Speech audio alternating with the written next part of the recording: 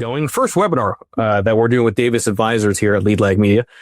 Do me a favor, folks. If you happen to be an advisor and you are in an office where there are other advisors, let them know that this is happening. Davis Advisors is a hell of a firm. They've been around for a while. I know a lot of advisors might be familiar with their sort of older flagship product, the New York Venture, the Venture Fund, right, as I recall. So we've got Dodd Kittsley here, who I've known since 2020. We're going to be talking about markets, outlook for next year, what Davis Advisors sees. If you are here for the CE credits from the CFP, for the CFP board, I will email you after this webinar. Get your information, submit it to the CFP board, just state at the end of the presentation. And if you do have questions, put in the Q&A, put in the chat. We'll try and address it towards the end. Dodd wants to make this more of an informal presentation and discussion. So, feel free to interact with us here. So with all that said, my name is Michael Gaia. This webinar is sponsored by Davis Advisors. Let me hand it off to Mr. Dodd Kittsley, who's going to introduce himself, and we'll get right into what's going to happen next to markets. Thanks so much. And I appreciate everyone tuning in your interest in our ETFs. We find that our suite of 4 ETFs are often, people aren't aware of them. And the irony is we were way ahead of this major trend in asset management, this major trend in the ETF industry of active ETFs. And we were really the first to launch active equity ETFs that were based on strategies that had existed in most cases for multiple decades. So tried and true investment discipline and research approach that has, a strong track record, great people at the helm with a very long tenure. And we launched our ETFs. It's going to be 9 years, believe it or not, come January 11th, which was a great day. So as the saying goes, I guess it's often better to be early than late. And we really feel like pioneers in the space and really grateful that the industry's really taken off. But the fact of the matter is most of people aware and familiar with Davis are traditional mutual fund users or SMA users. And we entered the mutual fund space back when there were not a lot of mutual funds. It was back in 1969. In our firm and our investment discipline has its roots that go back to the 1940s. We're privately owned. 3 generations of the Davis family. The grandfather, Shelby Cullum Davis, essentially made a fortune investing $100,000 that he compounded over his lifetime to be over 800 million. And those investments were exclusively in stocks and primarily financial stocks. And very few people have built that kind of wealth exclusively through investing in the stock market. So we are a learning-based culture. We certainly, I think, get better as time progresses. We debrief on the mistakes. We realize that you got to do lessons learned sometimes when you make mistakes, and it only makes you stronger when you become aware and accountable for where the wheels might have fallen off the cart in some instances, and we all make mistakes. But certainly trying to minimize those in the pursuit of compounding wealth over time, which is our goal. The second Davis was also named Shelby MC Davis, and Shelby started our firm in 1969 off the heels of a very successful institutional investor career working with pensions, endowments, other institutions, large institutions. And he really launched the firm in partnership with advisors. And he was a little reluctant at first. And I share this story because I think it's a neat parallel, where, to why we got into ETFs. But, he as an institutional investor was approached in the late 60s, and people said, well, why don't you do what you do, but deliver it to a broader group through these things called mutual funds? And his knee-jerk reaction was, well, we don't do that. We're an institutional shop. Well, thankfully he thought about it, and our firm was formed in 69. And I think the parallel exists today where the third generation of Davis is Chris Davis, who's our chairman. He's our portfolio manager for our large cap strategy and our financial strategy, co-portfolio manager in both those strategies, and really the culture carrier of our firm. And Chris hired me 9 years ago to help launch our ETFs, and I think the rest is history. But I think the fact still remains that our ETFs are largely, not on people's radar screens. And my goal today is to give you information so you are aware, and to be able to follow up with any specific questions you have if we don't get to it during the call. Michael asked me to put together a presentation, so I guess I'll share my screen here with you, but I'm going to loosely follow it. I want to just share some things that really can get you more familiar with our process, our people, in the value that we have to offer in the marketplace today. Again, this is my direct number, my email, and I urge people not to hesitate if we don't cover the topics or the questions that are most important to you. So let me just start with a little bit more, give you the history of a little bit of the history of Davis Advisors. And we do have a very rich history, being pioneers in mutual funds, being pioneers in SMAs in the 90s, and thankfully today, ETFs. But what hasn't changed really is our investment discipline. And to give a little background there, we are high conviction managers, long only equities, generally large cap stocks. And we're deeply rooted in the research process, where we simply try to answer two questions as pretty high bars of what we want to include in the portfolio. So not based on any indexes. You could say that we're benchmark agnostic, if you will, where we won't own entire sectors at a time if we think they're unfavorable. It's really a best ideas portfolio of stocks, essentially. So let me go to two just to kind of tie with a bow the different products we offer. My heart is with ETFs. I've been doing ETFs for almost 30 years now, which is embarrassing to say age-wise, but it's been truly an honor to be somebody that has been educating, promoting, and really sharing insights on a product that's added so much value to the marketplace today. And I think the best days are still ahead. It's just a better mousetrap. That being said, we do offer SMAs, mutual funds, and ETFs. And the reason we got into the ETF business in the first place really was to provide choice. Advisors came to Chris Davis, came to the folks working at Davis before I was here, and essentially, asked the question of, why don't you offer your strategies in an ETF format? So that was really the genesis of, thankfully, me being hired here, but also the products coming out. And the commonality between all of these, they're not carbon copies, they're not clones per se, but they are analogs is like what we like to call it. But they're essentially trying to provide the same type of exposure, whether your preference is to access through SMAs, mutual funds, or ETFs. And that's driven by the advisor. It's driven by the investor. And they're essentially, what their goals are. Obviously, in tax sensitive accounts, ETFs make more sense. I'm partial to the ETF, so we'll leave it at that. But we simply got into the ETF business to provide exposures that we've been very successful in a deep expertise for nearly 60 years now. The ETFs will have less stocks in general because we do manage to make sure that the basket that we provide is very liquid, that large trades can occur, that spreads are relatively tight. In the 9 years we've been doing this, we haven't had a single complaint on execution.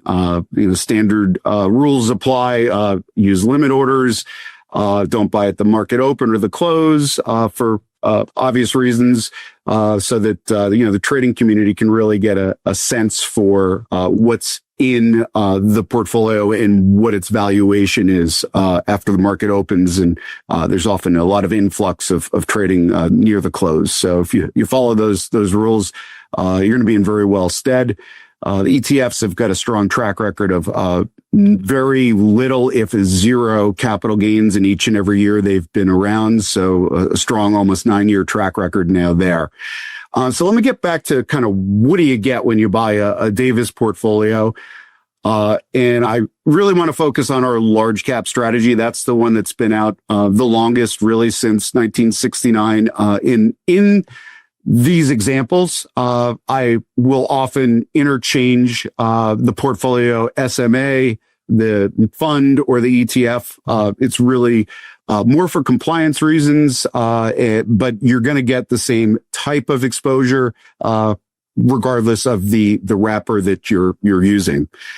So I'll backtrack. We are certainly research based, and the two questions we're really trying to answer is what businesses do we want to own?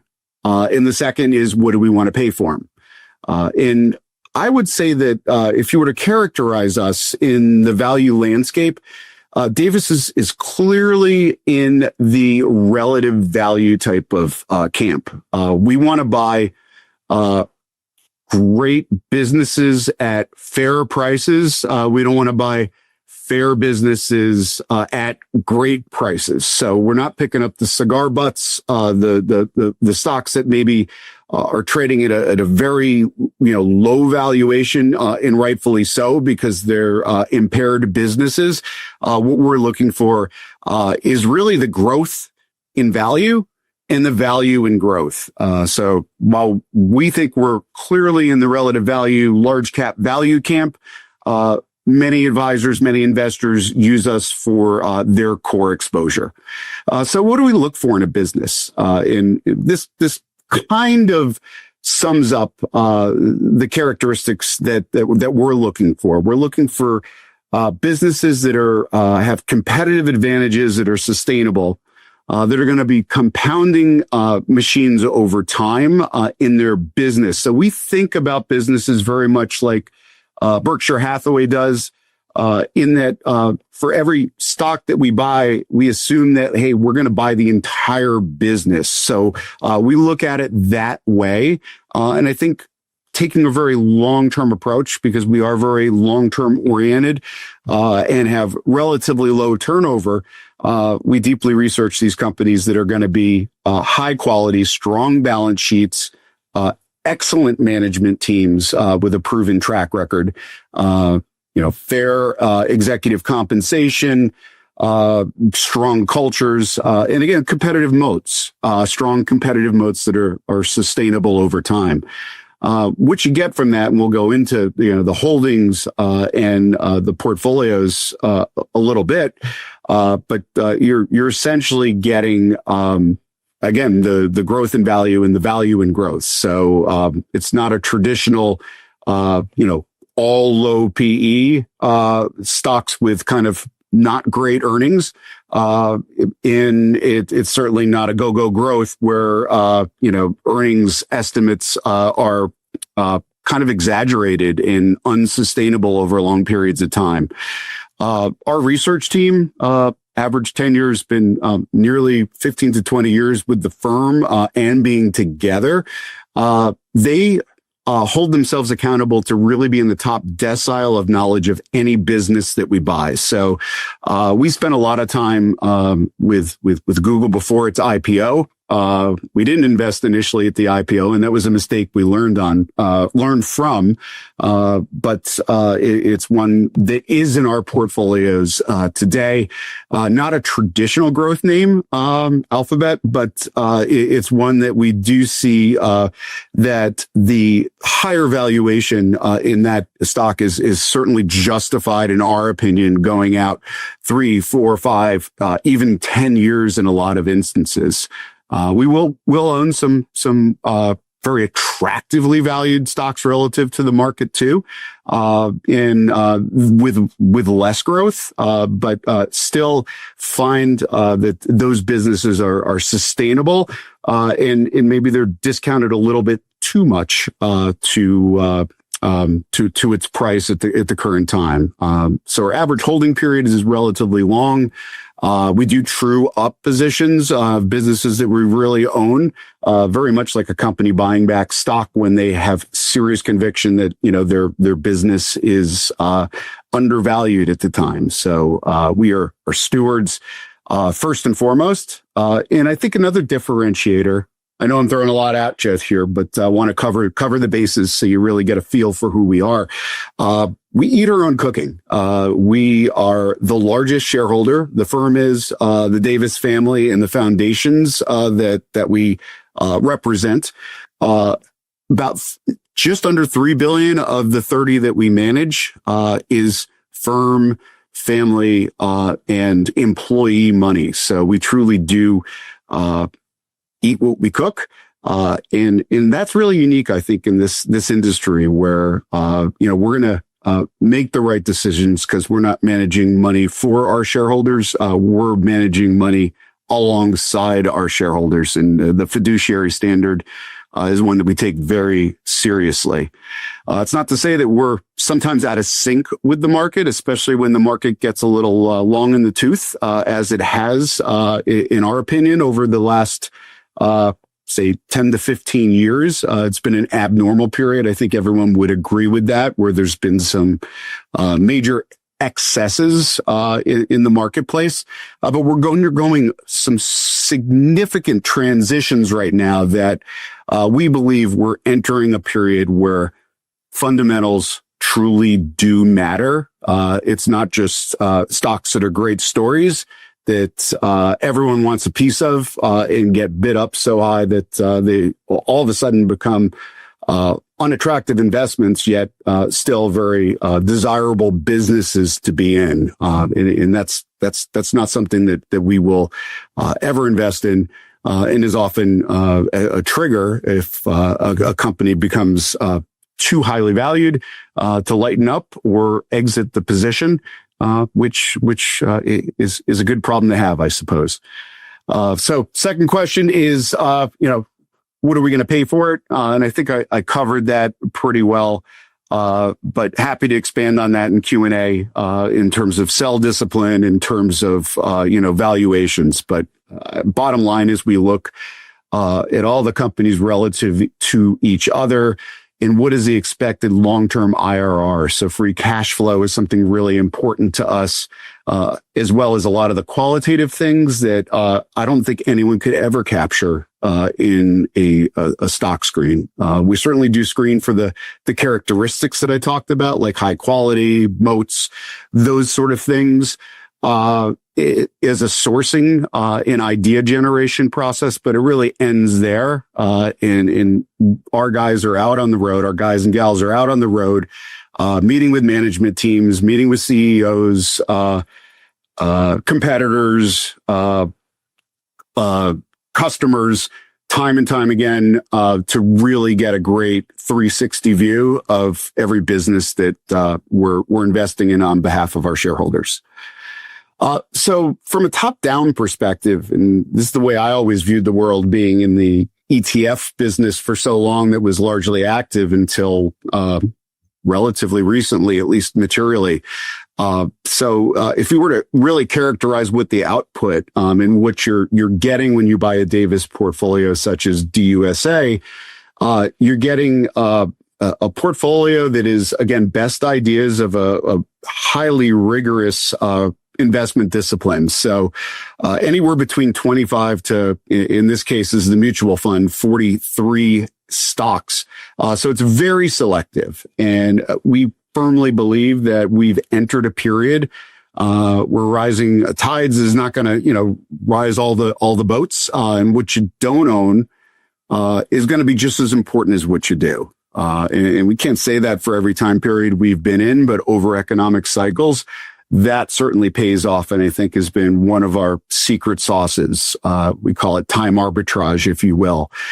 So in DUSA, again, like 26, 27 individual names, we often get the question, how do you weight these things? And we weight them by conviction.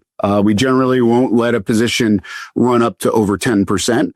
And when you see big weights, it's either highest conviction names is generally the reason, or a massive recent run up. And I would expect us to trim to right size a position to maintain very good diversification. We feel we provide that with 27 names in the ETF. We certainly can go into our global strategy, can go into our international strategy. And a lot of folks ask, why do you have a financial strategy? And again, that's been the roots of the firm. I would argue that doing fundamental research on financial businesses is probably the hardest of any sector in the market. It's the most diverse sector in the market. But that's where our investment discipline really came from the grandfather. Chris has managed our financial fund for 35 or so years, very successfully. So we have a high degree of expertise in perspective from a long time in financials. Okay, so selective, we've kind of gone through that, and I'd say an emphasis on quality and competitive moats and sustainability of earnings growth balanced with valuation. The next one is we're undervalued. So relative to the market, if you define it as the S&P 500, and even relative to the Russell 1000 value, which is trading a little rich. It's gone down a little bit since we did this slide. It's just under 18 now. But so is DUSA trading at 14.3 multiple as of the close yesterday. So very attractively valued. And I think this is really, really important in this environment, because the thing that we hear among the biggest concerns on the minds of investors is overvaluation in the market, the Mag 7, just overvaluing the U.S. equity market in general, and what's going to pop that bubble or create a sell-off. We feel very comfortable that in the event of a recession, in the event of a economic slowdown, and even a crisis, that we can emerge from that. We'll be defensive in the first place, but we'll also emerge from that even stronger. And that's part of every discussion in every investment consideration as well, is we assume that at some point during our holding period that we're going to go through an economic downturn, and we model for that. And that's why there's an emphasis so much on quality and strong balance sheets. We certainly don't want to have to go through that. Nobody does. But as one of the fun sayings, and I think it really rings true, of Shelby Cullum Davis was, you make most of your money in a bear market. You just don't realize it at the time. So we don't wish market turmoil on anyone in anyone's investments, but that's I think a time where true fundamental research and a disciplined approach, that's where you earn your stripes, not when everything's high flying and going well. And then I want to also underscore the last part of this slide, the attractive growth. We do look for companies that have above average earnings, but more important than that is the sustainability of the earnings. So again, we'll own some companies with higher earnings, but only if we feel confident that that's sustainable over long periods of time. It's interesting because in my past, quarterly earnings of businesses really meant everything. And here, it's not that it's unimportant, but what's more important, is actually earnings on the sustainability at over long periods of time. So certainly an earnings report is important to us because it's a checkpoint, along a long journey. Could raise red flags, could be a confirmation that, hey, we're getting this right. We're really, our assumptions about the businesses are playing out, and the growth of the businesses. But we don't put too much emphasis on, did Alphabet make its earnings yesterday or JP Morgan or what have you. So, attractive growth, and in the results again is above average growth, even relative to the S&P 500, believe it or not. So, a portfolio that's trading at just over 14 times today, that has above average 5-year earnings growth rates. That is historic, but if you look at it on a forward basis, and there's biases there because it's based on analyst estimates, but we're above average in earnings growth. So it's kind of Goldilocks, where you're getting a little bit of everything. You're getting growth, but at the same time, some potentially defensive characteristics as well. All right. I didn't want to go too far on that. Anyway, again, sector breakdown here. I just really have this slide up here, not to emphasize as much about, hey, we're not really favorable in utilities or real estate right now. And certainly we can go into that on Q&A. And we, our biggest overweight is financials, not surprisingly, because we think we have a real edge there.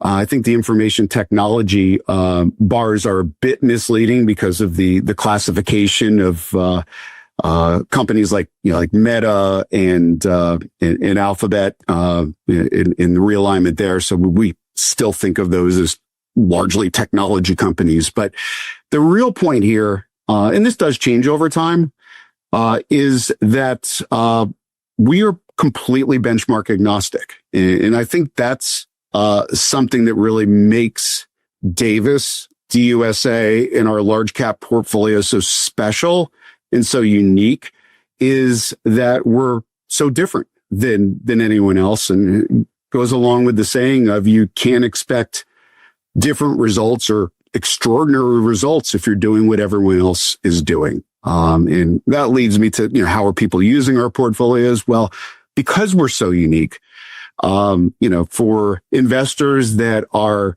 benchmark sensitive, sometimes it makes them a little queasy because you will see a lot of tracking error. But we think tracking error is a beautiful thing, and tracking error needs to exist to justify an active expense ratio.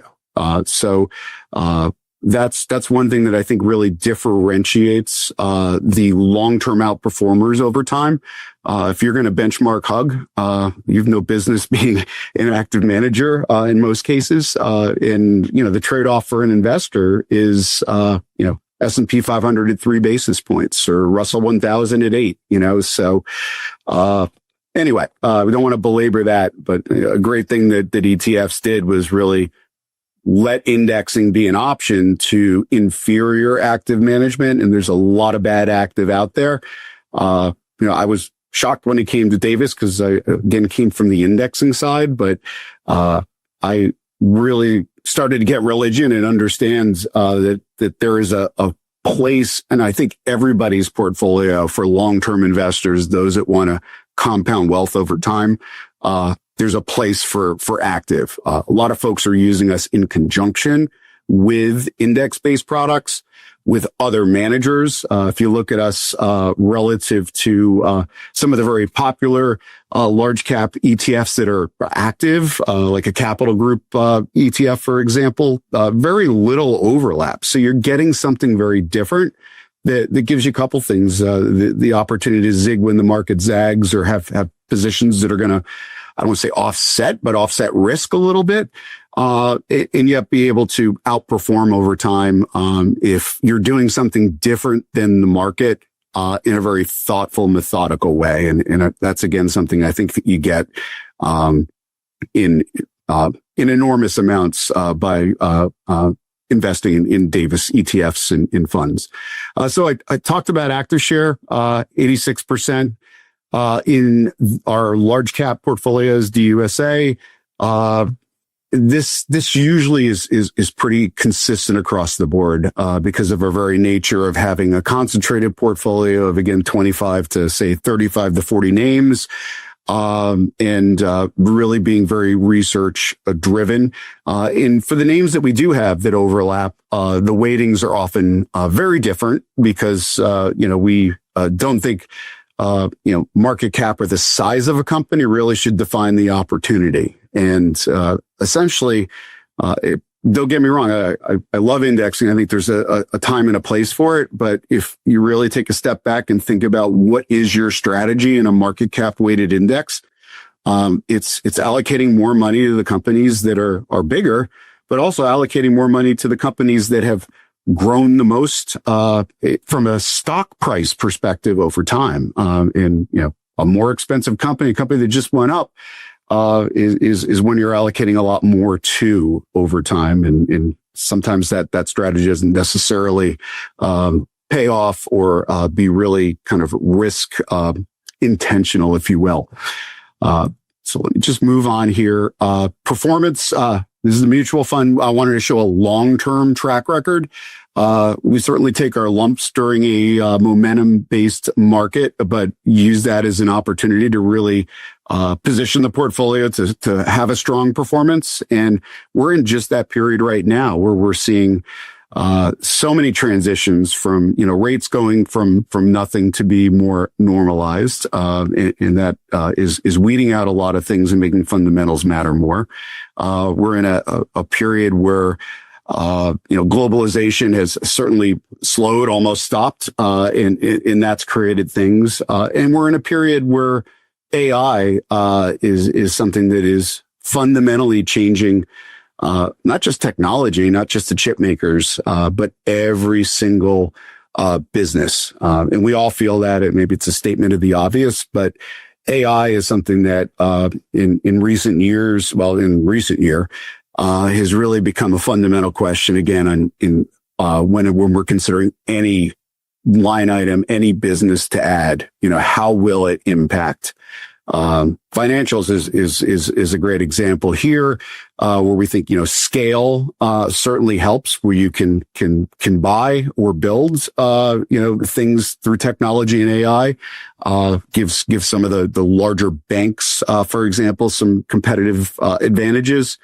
Capital One, I think is a great example too of a company we own that maybe isn't top of mind for everyone, maybe more so now after the closing of the Discover merger. But Capital One, we view as a data science company. They didn't even have brick and mortar until recently, and they have over 1,000 AI patents. So they're very much leveraging technology and leveraging artificial intelligence to price risk. And to add some real, synergies in their business. They're still run by their founder, Rich Fairbank. And we're very impressed with his approach. And we tend to favor sometimes owner operators and founders because it really does encourage good corporate behavior in oversight. If we're talking ETFs in DUSA, the fund's almost $1 billion right now, about 900 million. And it shocks me because out of the 192 large cap value ETFs, the largest is about over 150 billion. So, 150 times the size.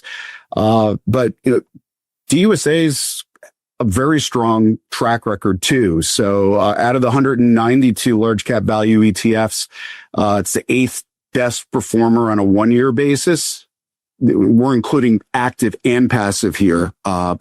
It was the number 1 performer now over the past 3 years, and was in the top quartile over the last 5 years. So I guess our joke, and it really shouldn't be a joke, we should be crying instead of kidding around, but it's the ETF, the best ETF that no one's ever heard of.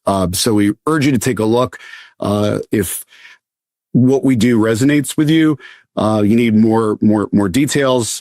Urge you to follow up with me and our team of representatives. We've got a very strong team of client service folks that have, I think, the longest tenure of any asset manager, both internals and externals. So we're here for you. We're not a fit for everybody, but would love to continue the conversation. And if there's a place in your portfolio for us, we'll do everything we can to make sure you have all the details, in transparency into not only the portfolio, but also, our thought process in each and every holding that we have. And in a time where, things are uncertain, people are nervous, valuations are high, you can't put a price tag on, really understanding, the minds, and the process of the people that are, acting as fiduciary for you in the case of advisors, clients as well.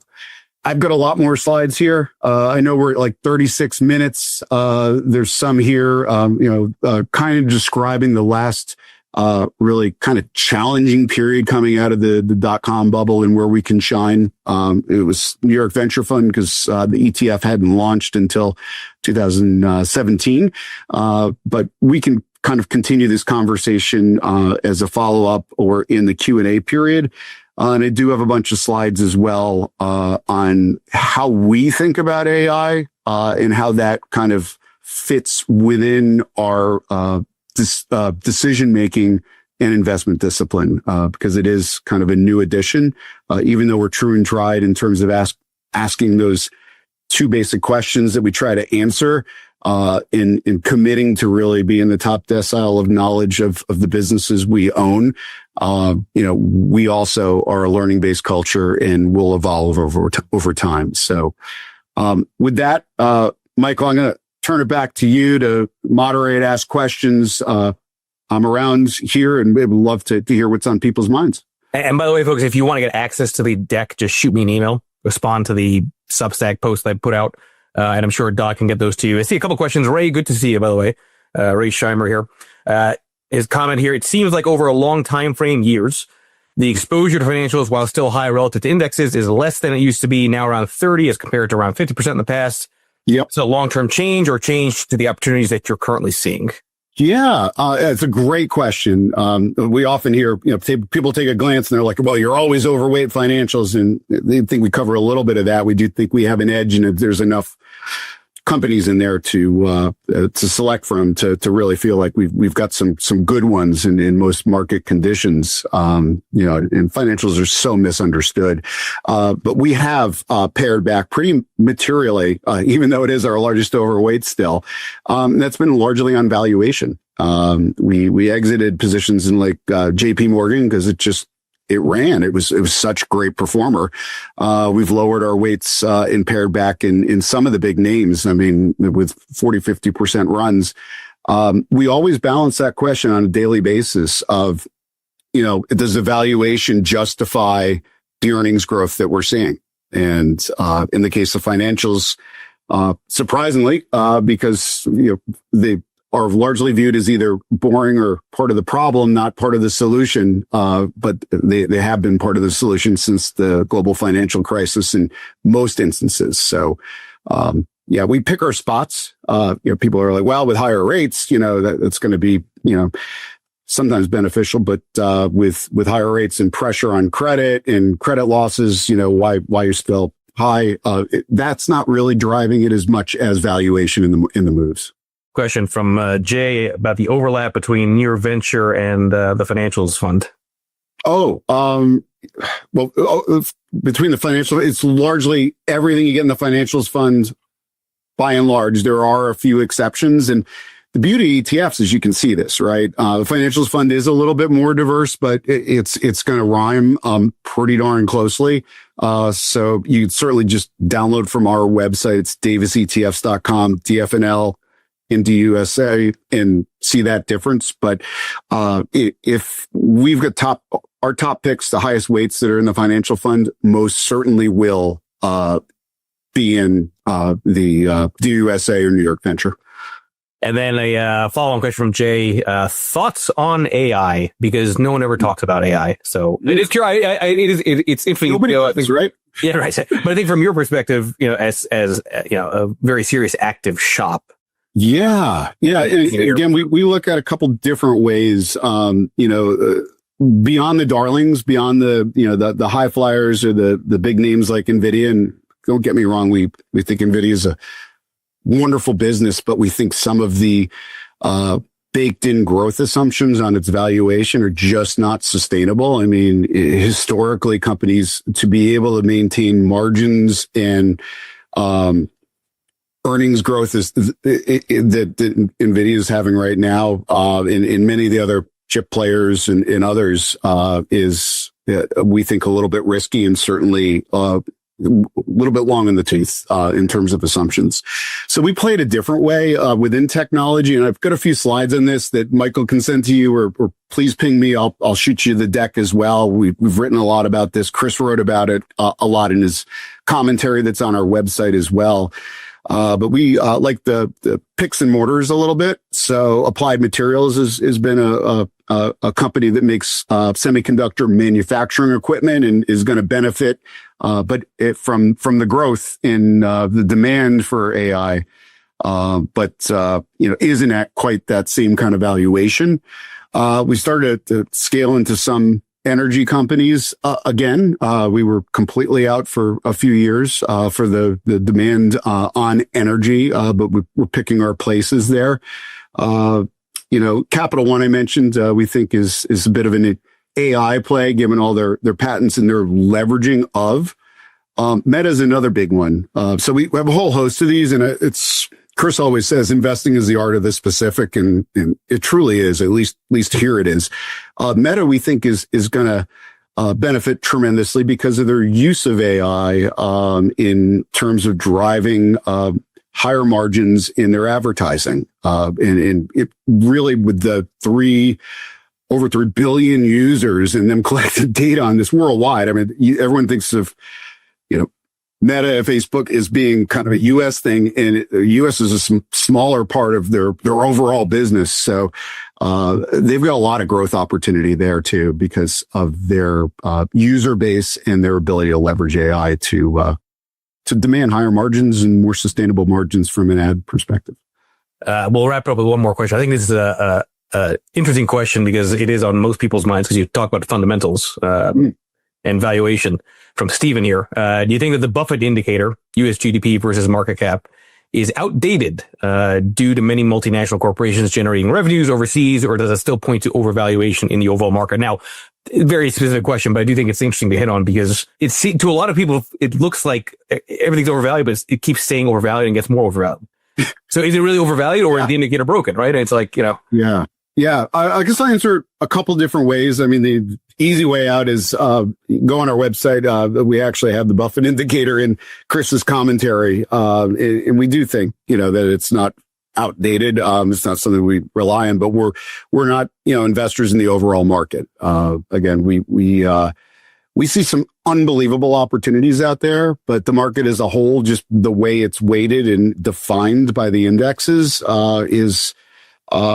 is very richly valued overall. And I think poses risk when some event happens, and the big events that move the market are the ones no one can predict, right? So another saying we have here is that you can't predict, and so much of our energy is spent trying to predict because people ask, but you just got to prepare, and that's what we do. And I think as evidence of that, I mean, you can get DUSA, large cap, primarily large cap, U.S. equities at a, just over 14 multiple in this market that's trading really rich, even defined as the value market, and I think a lot of people cite S&P 500 as being so richly valued, but with the Russell 1 value trading at 17, 18, 19 times, it's bounced around a bit.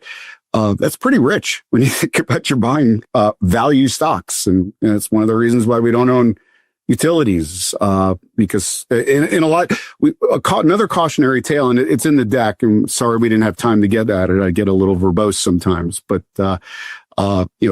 dividend plays are perceived as defensive. And in many instances, these companies are pruning the furniture to pay the dividends, right? And it's just not sustainable over time. So look at the payout ratios, look at the specifics, but there was so much demand for income generating ETFs and funds that it's essentially, and stocks for that matter, you can't blame the structure, but it's bid up the valuations. So all of a sudden, these yields are not attractive. I mean, the Russell 1000 value index doesn't have a very attractive handle on its dividend yield. So I know it went a lot of directions there, but I guess the point I'll drive home is look, we got a lot of opinions, and we'll punt when it's a company or a business that we don't feel we have expertise in.